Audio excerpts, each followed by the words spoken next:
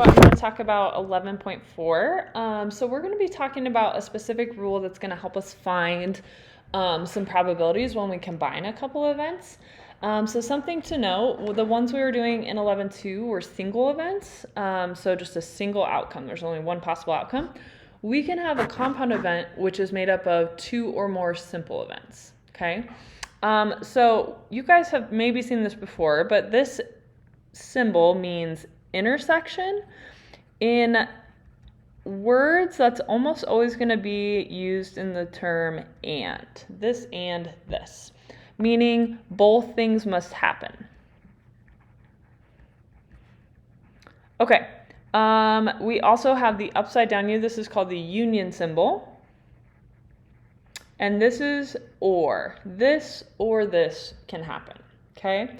So in math, this is kind of important. In math, or means one or the other or both, okay?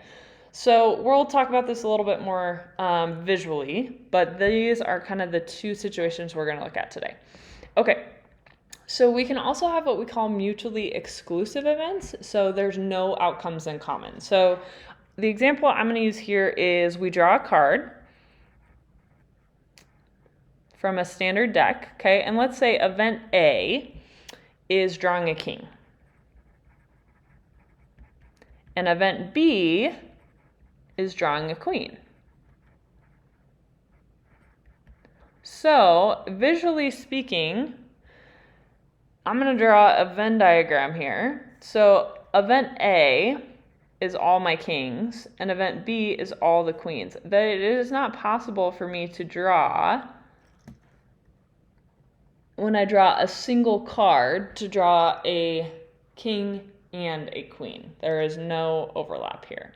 So in this case, this would be mutually exclusive. A king and a queen, there's no overlap, so we would call those mutually exclusive events. If something is not mutually exclusive, there can be some overlap. So an example of this, I'm still going to use the draw a card example. But let's say event A is still draw a king. And then event B is draw a spade. So this one, there is some overlap because event A and event B, there is the king of spades in that overlap, where it's both a king and a spade. So this is no longer mutually exclusive because there is some overlap, okay? So that is kind of the difference between those two. So mutually exclusive means there is no outcomes in common, there's no overlap, and inclusive is just not mutually exclusive. Okay, so let's look at these two examples and see if we can decide, are they mutually exclusive or not? Okay, so this one, rolling a number cube or a die, okay, rolling a 1 or a 2. So it is not possible for me to roll a 1 and a 2 at the same time. So this would be another example of a mutually exclusive event. Okay, again, visually, there is no overlap. So all my 1s, all my 2s, it's not possible to be both, okay? So there's no overlap. Okay, now, when you roll a number cube, roll a die, okay, roll an even number or prime. Okay, so let's think about on a die, so even and prime, so all the even numbers, right, 2, 4, and 6. 2, 4, 6. Okay, well 2 is prime, so it's actually going to be in both the even circle and the prime. The other ones are 3 and 5, which are not even, so they're not in the overlap. So 2, because there is some overlap, this is inclusive. Inclusive because of overlap. Okay, so now we're going to look at how do I find the probabilities of these compound events. Okay, so this is just the rule, kind of the notation for this, you guys. Remember that P means probability. So this is the probability of A or B happening, okay? And remember, anytime I use or, that's that union symbol. So how I find the probability of that is I find the probability of event A, the probability of event B, I add them, and then I subtract the intersection, and here's why. So if I wanted the probability of A, right, I would count that whole circle. Then I want the probability of B, I would count that whole circle. But that means I counted that overlap twice. So I have to subtract it so it's not counted twice. So this little area in here, we subtract so it's not counted twice.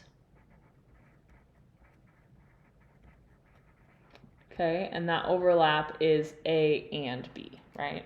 Okay, and then it is possible, we saw before, A and B might not have any overlap, and so in that case you're just subtracting 0, and you don't really need this piece, you're just finding the probability of A plus the probability of B. Okay, so here, probability of king or queen. So I'm using this because it is the or situation. Well, we saw already from up above that king and queen were mutually exclusive. There was no overlap. So in this case, my and part is going to be 0. So then I just need to think about, okay, what's the probability of drawing a king? So there are 4 kings out of the 52 cards.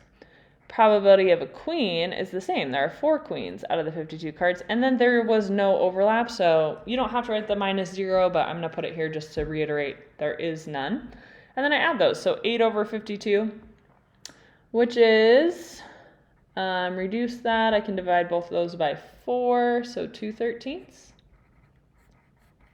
Okay. Now, the king or spade. So we saw there was some overlap with this one. So again, probability of king is 4 out of 52. Probability of a spade, so there are 13 spades out of the 52. And then we're going to subtract that overlap. That king of spades, there's only one card that fits both categories. So it's just 1 over 52. So 17 minus 1 gives us 16 over 52, which again, we can divide both those by 4. So we get 4 over 13. Okay, next, we're going to look at another visual here, you guys. Something else we're going to use quite a bit is something called a two-way table.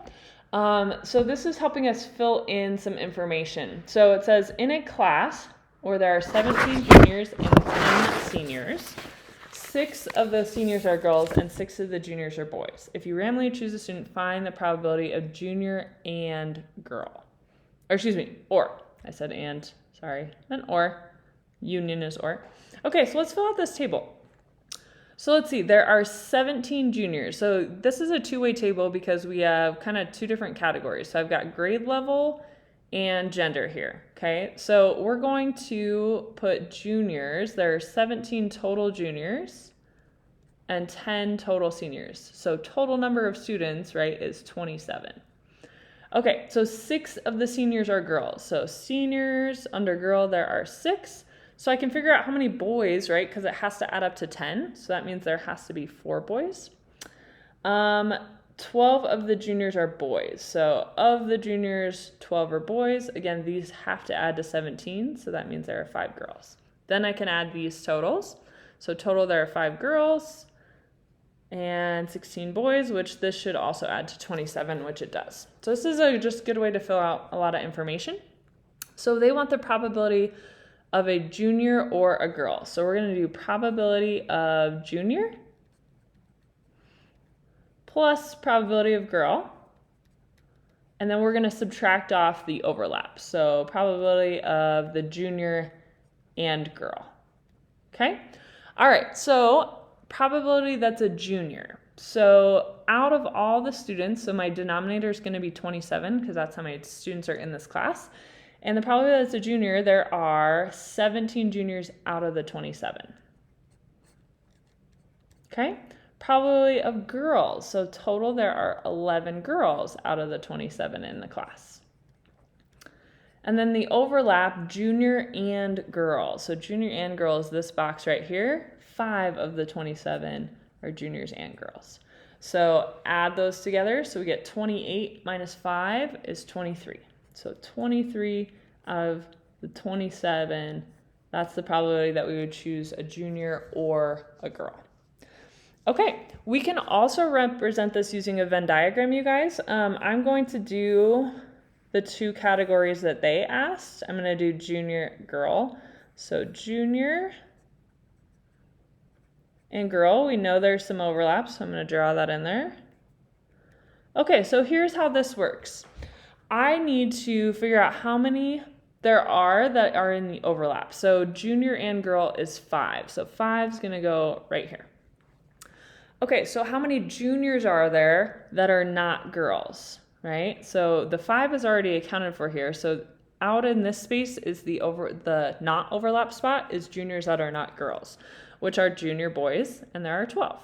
Those should total to 17 juniors. So 12 and 5 still gives me a total of 17. Now the amount of girls that are not juniors, right, because those are already counted for, are the senior girls. So there are 6 totaling to 11 girls, okay? Now this space out here is the number that doesn't fit into any of these categories. So not a junior and not a girl, okay? So let's see here. We have not a junior, so senior, and not a girl. So this is the only spot that is not junior or girl, so there are 4. So we put that like outside in the box to show it's not within these 2 ranges. Now I chose a junior and girls because that's what we were asked for, but I also could have done seniors and girls, juniors and boys, seniors and boys. I would still get all the numbers that I need. And that's important to know about Venn diagrams. There's a lot of ways to structure them that still give you the same information. The downside to Venn diagrams is they don't give you totals. So when we're finding probabilities, we need the totals for our denominator. So we just have to do a little bit of adding to figure out what that is. But that's the only downside is they don't explicitly just tell you what the totals are. Okay. So we want, again, probability of junior union girl. Okay. So essentially here, I have to add up all these numbers. So 10 plus 15 plus 12 is 27. So I'm still having to find that total even though it isn't there. So here, I am going to find the probability of junior or girl. So junior or girl is everything in here. So it's 12 plus 5 is 17 plus 6 is 23. So the reason why I'm not subtracting right now is because I'm going to actually write that step out, you guys, just to show what I did. So I did 12 plus 5 plus 6. So I still obviously should get the same thing, which I did, right? Those match.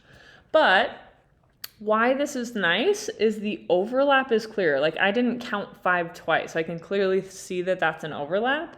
So that's kind of why I didn't subtract. I was able to just count junior or girl from there. So the overlap is clear. So no need to subtract.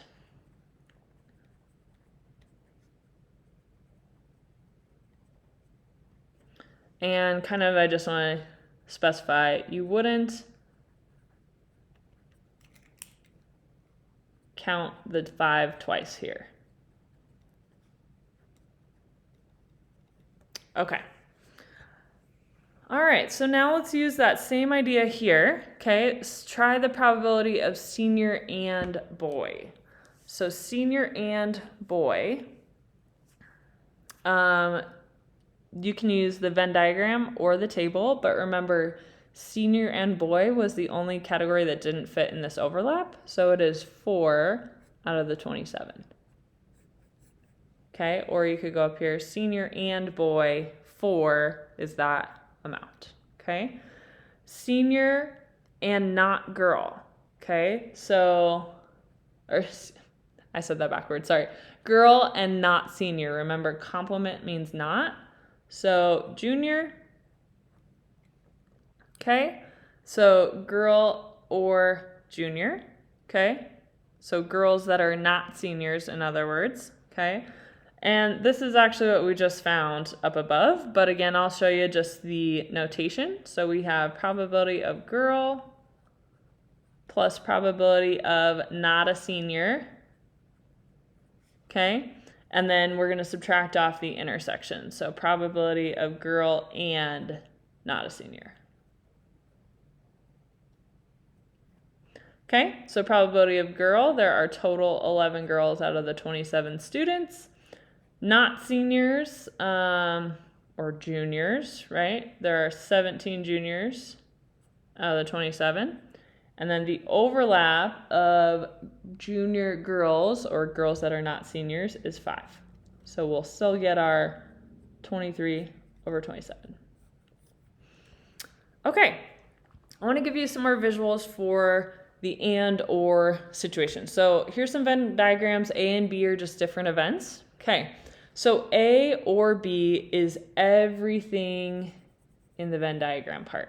So that's where we said it's A or B or both. So everything in there is A or B. If it is this one, A and B complement, basically what we're saying is it's A and not B. Okay, so A and not B means everything in A but not in B, so I'm not going to include the overlap because this part is in B. So A and not B. If it's A and B, that is the intersection. Okay, if it is a complement, then it is everything but A. Everything but A. So in this case, that's going to be B. Everything outside of B, but not anything in the A circle. Okay, so there's some visuals just to kind of help. Remember, the intersection must be both, okay? A or B is A, B, or both, okay? So there's some visuals to help with that. Just a reminder, this is called a Venn diagram, and this is called a two-way table. Thanks for watching.